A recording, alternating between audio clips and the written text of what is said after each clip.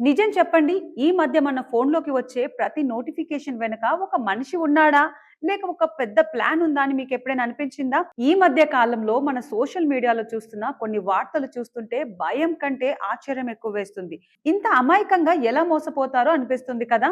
కానీ గుర్తుపెట్టుకోండి. ఆ ట్రాప్ మన వరకు వచ్చే వరకు అది ట్రాప్ అని మనకు కూడా తెలీదు.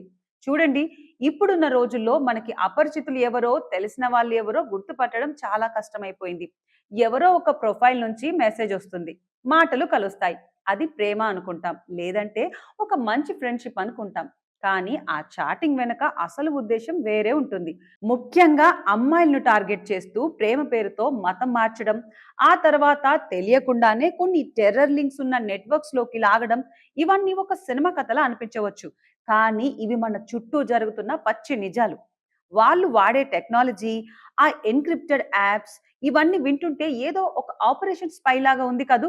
అందుకే నేను చెప్పేది ఒక్కటే ఒకటి.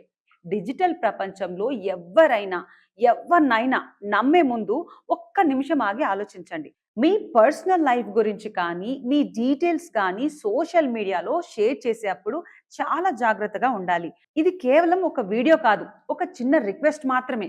మీ లైఫ్ మీ చేతిలోనే ఉంది. ఎవరైనా మిమ్మల్ని ఇబ్బంది పెడుతున్నా, లేదా మీకు తెలియని ఏదో మార్గంలోకి లాగుతున్నారని మీకు అనిపించినా ప్లీజ్ సైలెంట్‌గా ఉండకండి. మీ పేరెంట్స్‌తో చెప్పండి. లేదా పోలీసుల సాయం తీసుకోండి. మనం అలర్ట్‌గా ఉంటేనే ఇలాంటి సమస్యల్ని ఆపగలం. దీని గురించి మీరేమనుకుంటున్నారు? మీకు ఇలాంటి అనుభవాలు ఎప్పుడైనా ఎదురయ్యాయా? కింద కామెంట్ చేసి చెప్పండి. సేఫ్‌గా ఉండండి. నెక్స్ట్ వీడియోలో కలుద్దాం.